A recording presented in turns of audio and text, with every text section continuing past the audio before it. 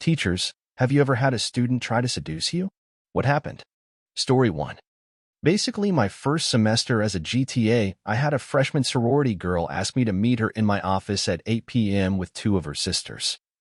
She also showed up the first 2 weeks of lab with a dress so short you could see her ass cheeks while standing, and sat facing me with her legs spread out and a G-string on.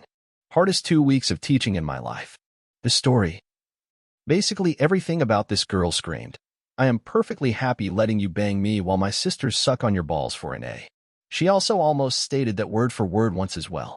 First 2 weeks she didn't say anything to me, just wore something more appropriate to surprise your new husband on your wedding night than your first day in college.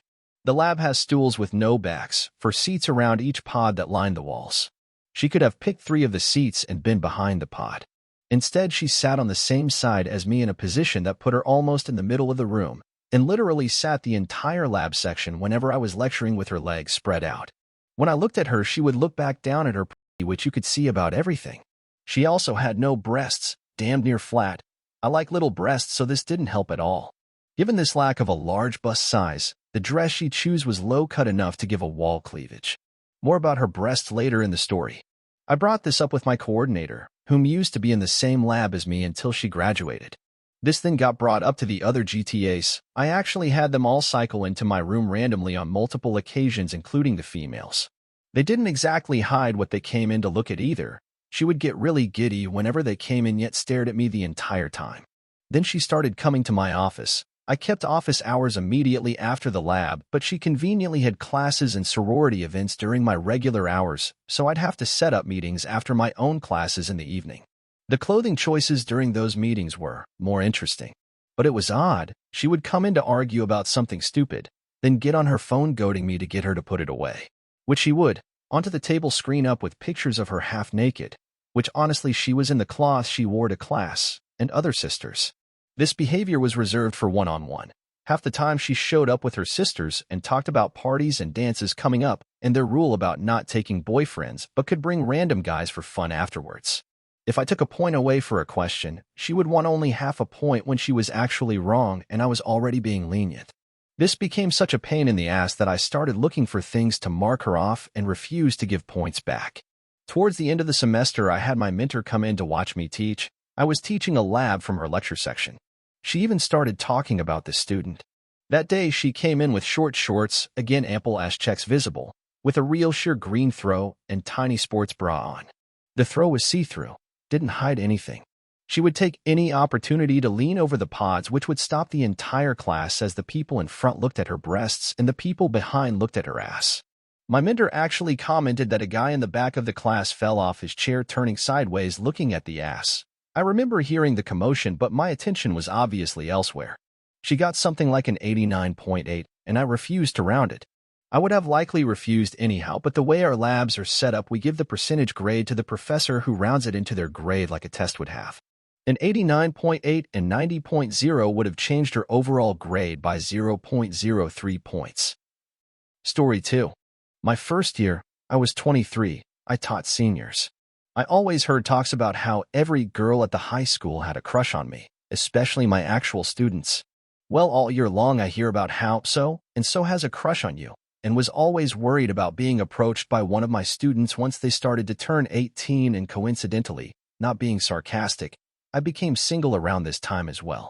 Well, all year long nothing really occurred other than subtle flirting until prom season started to rear its head around the corner. During class, one of the more popular/attractive girls raised her hand and asked me randomly, "What kind of car do you drive?" And I respond, "Why do you want to know?" I usually respond to dumb/irrelevant questions during note-taking because sometimes it may lead to a good example. I taught government/econ, and she responds with, "Oh, I just wanted to know what kind of car I was going to get picked up for prom in." And I kind of react as if a huge tsunami wave was coming toward me and I'm trying to formulate my plan of attack. Just stand there and take the hit? Try to run away? Try to dive under and hope I can hold my breath long enough? Etc. So after a few seconds of students' laughter, I respond, "I'm pretty sure I'm not allowed to take a student to prom." And she responds with, "Well, I'm legal, so it shouldn't be a problem." And that's when the shit really hit the fan. Every single guy in that class had a crush on her, and they start to laugh and holler, "Do it up. That's what's up," and so forth. I finally tell her once the class settles down, no, it's not appropriate. But if you really want to go with someone that works here, ask the principal instead. He'll hook it up with free entrance and pick you up in his stretch yellow limo bus. The class busts out laughing, and I quickly go back to the lesson. Honestly, that was probably the roughest 5 to 6 minutes of my life. Story 3. I taught 12th grade English. I had one student who seemed to just really like me. He would do things like show up before class with a coffee for me. Whenever he would make a sexual joke to another student, he would glance at me and say, "Right, Miss T." Then he started writing really explicit things in his class journal about an older woman he wanted to do things to. I never commented. When he asked if I read it, I would say, "Yep," and that was that. It kind of came to a head when he was about to turn 18 and invited me to his birthday party. It was supposedly at a local strip club, and he didn't know I knew that when he told me the name of the place. He kept saying, "Come on, Miss T, you're the only one I really want to be there with." He kept going on and on about it during class, so I finally said he needed to stay with me after class. Retrospectively, I hope he didn't get the wrong idea. So he stayed after class, and I said, "Brian, you're a great student and you are fun and smart, but I am your teacher, and I could get my ass fired if any weird rumors popped up about me being inappropriate with a student. Don't get me fired, okay?" He took it seriously through the whole year until prom, when he came to class in a tux and with a flower for me and asked me to be his date. I laughed it off and said, "Well, I have to chaperone, so I will be there anyway." I didn't chaperone, but he seemed satisfied with my answer. Last day of school, he asked for a hug, and I gave him one. Then I said something like, "There are lots of TAs in college," and sent him on his way. Story 4. I teach middle school, so I have had a few boys with crushes. One boy would use his lunch money and buy me a cup of coffee and bring it to me. Had to call home, and it was a funny/awkward parent conversation. Another boy would always tell his teachers he had lessons, "I'm a music teacher," and come down to see if I needed help. Again, had to send him back and talk to his parents. The most awkward and uncomfortable one was this boy viola player, Steven. He would compliment me and always say borderline inappropriate things. I talked to guidance, but I was one of the few teachers that could get him to do anything, so they would ask me to try and mentor him. I called home, but no parents around, just grandparents who spoke Spanish. Then he started trying to put his arm around me and be uncomfortably close to me. I had to go to the guidance counselor again and get them involved because it was bad. He couldn't switch classes because I'm the only orchestra teacher, and he was actually quite a good player. One day he comes to lessons and says, "Well, I'm a man now, missus. Come sit next to me and let me show you." Welp, I had to ask him to leave, again guidance meetings, because I could never get in touch with any parents. Turned out he went to a party and got a blow by 2 girls at the same time and was bragging about it. Finally, had a meeting with parents, principal, and a translator.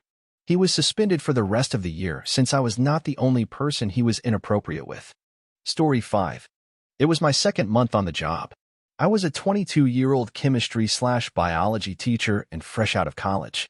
As soon as I started the job, it was made obvious that I was really interesting to all the students. This was in a rural area and in a school where the next youngest high school teacher was something like 47. 2 of my coworkers had children in the senior class I was teaching, and more had kids older than me. So the students would openly ask if I'd hang out with them on the weekend, tried to run into me after I stupidly let slip where I live, etc.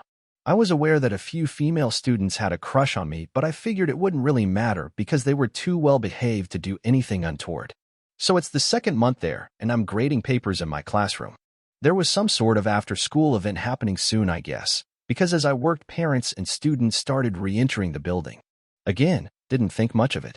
Then at some point my door cracks open and a student, not one in any of my classes, crawls in on her knees. I froze. She crawls up to my desk and sits there giggling, and I don't really know what to do, so I just sort of, "Do you need something?" And she says no, and giggles and goes back to just staring at me. So I sort of refreeze for a bit and say, well, I have to get back to work." And she says that's fine and giggles and goes back to just staring at me. This repeats 3 or 4 times. Between those prompts, I'm trying to seem as unperturbed as I can while frantically messaging my buddy on Facebook about what's going on and how the hell I should handle it. At some point on his suggestion, I tell her she's going to tear her tights if she doesn't stand up, but she says she doesn't mind. The ending's kind of anticlimactic. Eventually, she just left. My one solace is that one day in 20 years, she'll probably remember doing that and feel as awkward and uncomfortable as I did when it happened.